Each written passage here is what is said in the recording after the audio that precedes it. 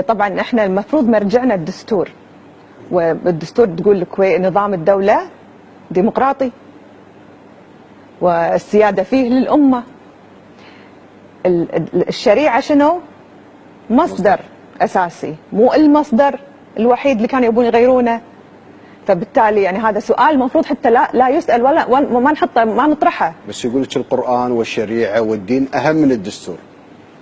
شلون أهم؟ يعني نخرب نخرب نظامنا الديمقراطي؟ يعني في وجهة نظري أنا عندي الشريعة والقرآن أهم من الدستور. أنا الدستور ما يهمني، أنا دولة إسلامية محافظة. الإنسان المواطن اللي هذا تفكيره هذا خطر على الدولة.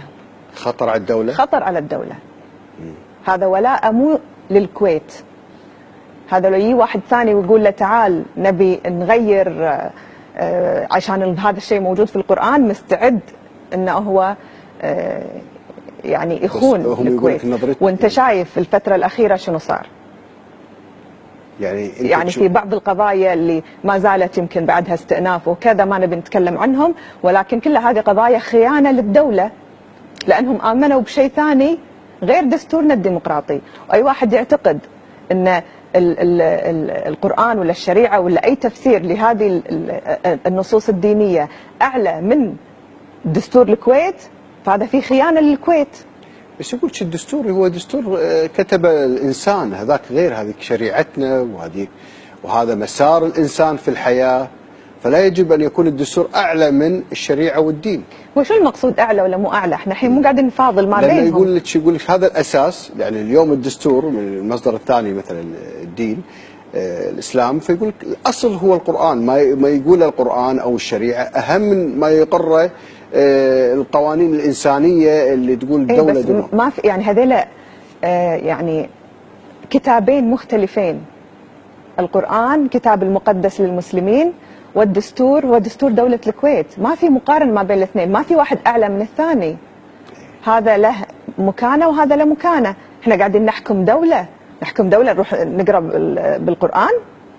لا، نتعبد، نصلي، ندرس بكلية شريعة في بيوتنا، اوكي نروح ندرس القرآن، بس قاعدين نحكم دولة. نمشي على شنو؟ أنا أحس من كلامك تبي تفصلين الدين عن الحياة السياسية أو الدستور. آخر شيء بالنهاية أتوقع أن العقل الإنساني راح يوصل إلى هذه الفكرة. شوف الحروب اللي قاعدة تصير الحين حوالينا ليش؟ باسم الدين. أنا شيعي أعتقد أن ولاية الفقيه وكذا ومستعد أدش بحرب ضدك، ولا أنا سني وأعتقد أن أنت مذهبك خطأ ومستعد أذبحك. فبالنهاية أنا أعتقد الإنسان العاقل يفترض أنه هو يعني ينظر للسياسة وهي علم إنساني. السياسة علم إنساني. أنا أبي أقود دولة مثل الاقتصاد، شنو أسوي؟ لازم أشوف التجارب السابقة وأتعلم منها وأبني دولة. مو كل ساعة أرد إلى النصوص المقدسة وأقول أنا بمشي عليها، ما راح نمشي لقدام.